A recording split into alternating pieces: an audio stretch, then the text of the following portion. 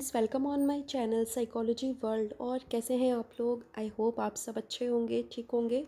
और आज की इस वीडियो में हम एमसीक्यूज़ के बारे में डिस्कस करेंगे। एमसीक्यूज़ को देखेंगे, एक एक क्वेश्चन को आंसर के साथ में हम डिटेल में देखेंगे। और मेरे आंसर करने से पहले आप ही क्वेश्चन के आंसर को गेस करें, जिससे आपको पता लग पाएगा कि आप कितने क्वेश्चन्स को सही कर पा रहे हैं। एंड मुझे कमेंट करके ज़रूर बताएं कि आपने कितने क्वेश्चंस को सही किया था। सो वीडियो को स्टार्ट करते हैं और देखते हैं हमारा फर्स्ट क्वेश्चन इस प्रकार।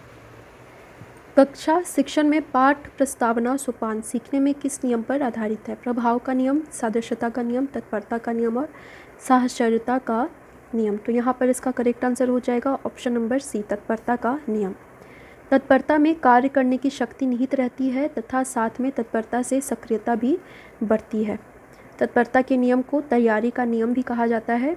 इस नियम के तहत निम्न कार्य करने चाहिए। शिक्षकों को बालकों की अभिरुचि एवं अभिक्षमता का मापन कर लेना चाहिए, जिससे उनकी तत्परता का ज्ञान हो सके, मतलब ज्ञात से अज्ञात की ओर। बालकों को तत्परता के अनुरूप शैक्षणिक व्यवस्था होनी चाहिए।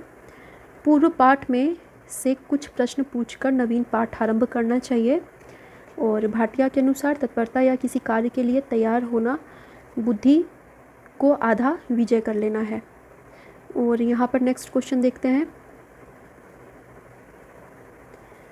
संप्रत्यय निर्माण का प्रथम चरण होता है समान्वीकरण, विभेदीकरण, प्रत्यक्षीकरण और पृथक्करण। तो यहाँ करेक्ट आंसर हो जाएगा ऑप्शन नंबर सी, प्रत्यक्षीकरण। और यहाँ पर ये स्टेजेस दिए गए हैं, आप इसको लिख सकते हैं, नोट कर सकते हैं या इसका स्क्रीनशॉट भी ले सकते हैं। नेक्स्ट क्वेश्चन है, प्रेक्षणात्मक अधिगम संप्रत्यय डैश के द्वारा दिया गया? टॉलमैन, बैंडुरा, थॉर्नडाइक और कोहलर। तो ये प्रेक्षणात्मक अधिगम का संप्रत्यय बैंडुरा के द्वारा दिया गया। और इसको थोड़ा सा यहाँ डिटेल कर लेते हैं। प्रेक्षणात्मक अधिगम संप्रत्यय अल्बर्ट बैंडुरा के द्वारा दिया गया। प्रेक्षणात्मक अधिगम संप्रत्यय का निर्माण दूसरों के व्यवहारों को प्रेक्षण करने से होता है। इसे पहले अनुकरण कहा जाता था।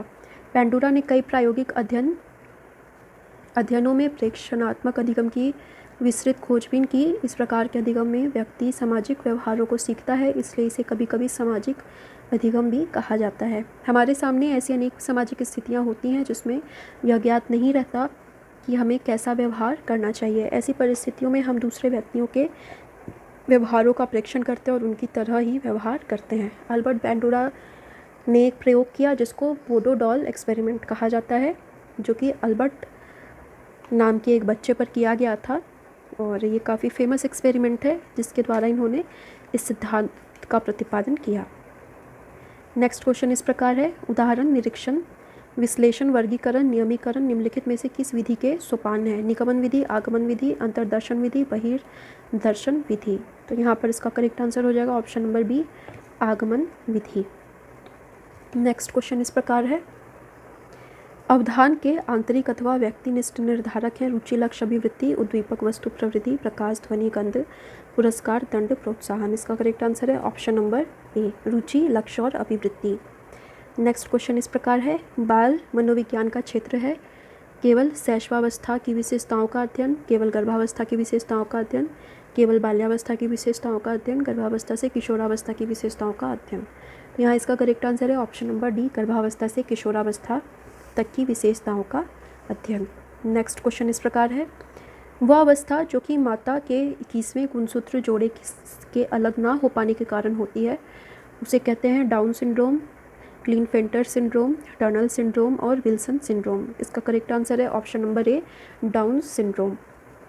एंड इस पर भी मैं जल्दी ही, मेंटल रिटार्डेशन पर भी मैं जल्दी ही वीडियो अपलोड करूँगी।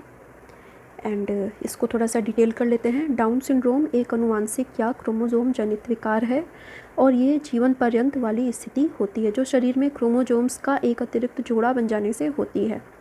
सामान्य रूप से शिशु 46 क्रोमोसोम्स के साथ पैदा होते हैं। 23 क्रोमोसोम्स का एक सेट पिता की ओर से और 23 क्रोमोसोम्स का एक सेट माता की ओर से। डाउन सिंड्रोम से पीड़ित शिशु में एक अतिरिक्त 21वीं क्रोमोसोम्स आ जाता है, जिससे उसके शरीर में क्रोमोसोम्स की संख्या बढ़कर 47 हो जाती है। ये आनुवांशिक परिवर्तन शारीरिक विकास और मस्तिष्क के विकास की गति को धीमा कर देती है और शिशु में मध्यम से औसत बौद्धिक विकलांगता का कारण बनती है। नेक्स्ट क्वेश्चन इस प्रकार है, कोलबर्ग के अनुसार किस अवस्था में नैतिकता बाह्य कारकों द्वारा निर्धारित होती है? पूर्व पारंपरिक अवस्था, पश्च पारंपरिक अवस्था और उपर्युक्त में से कोई नहीं। तो यहाँ इसका करेक्ट आंसर हो जाएगा ऑप्शन नंबर ए, लॉरेंस, पूर्व पारंपरिक अवस्था। एंड यहाँ इसको थोड़ा सा डिटेल देख लेते हैं। पूर्व परंपरागत, इन्होंने नैतिक सिद्धांत के तीन प्रमुख अवस्थाओं के बारे में बतलाया है। पूर्व परंपरागत स्तर और उत्तर रूढ़िगत अवस्था। और पूर्व परंपरागत अवस्था में ही बालकों में नैतिकता बाह्य कारकों के द्वारा निर्धारित होती है। नेक्स्ट क्वेश्चन है, निम्नलिखित में से कौन सा एक क्रम सही है? अंडाणु, शुक्राणु, ब्लास्टोसिस्ट, युग्मनज। ब्लास्टोसिस्ट, अंडाणु, शुक्राणु, युग्मनज। यहाँ मैं करेक्ट जो सीक्वेंस है उसको ही मैं दोहरा देती हूँ। Correct sequence option number D में दिया गया है, अंडाणु, शुक्राणु, युग्मनज और ब्लास्टोसिस्ट। एंड नेक्स्ट क्वेश्चन इस प्रकार है, अंतर्मुखी, बहिर्मुखी तथा उभयमुखी व्यक्तित्व का वर्गीकरण डैश द्वारा दिया गया? क्रेशनर, युंग, सेल्डन और स्प्रिंजर। तो ये वर्गीकरण युंग के द्वारा दिया गया, अंतर्मुखी, बहिर्मुखी और उभयमुखी। तो यहाँ ये 10 क्वेश्चंस की सीरीज़ कंप्लीट होती है। एंड आई होप वीडियो आपको अच्छी लगी होगी। एंड मैं बता दूं कि NTA NET JRF के क्लासेस चल रहे हैं, PGT साइकोलॉजी के क्लासेस चल रहे हैं, UPHESC GTC और क्लासेस अवेलेबल हैं। PDF नोट्स भी अवेलेबल हैं। अगर आप इंटरेस्टेड हैं तो नीचे दिए गए नंबर पर व्हाट्सएप करके मुझसे कॉन्टैक्ट कर सकते हैं। सो आज के लिए इतना ही। Thank you so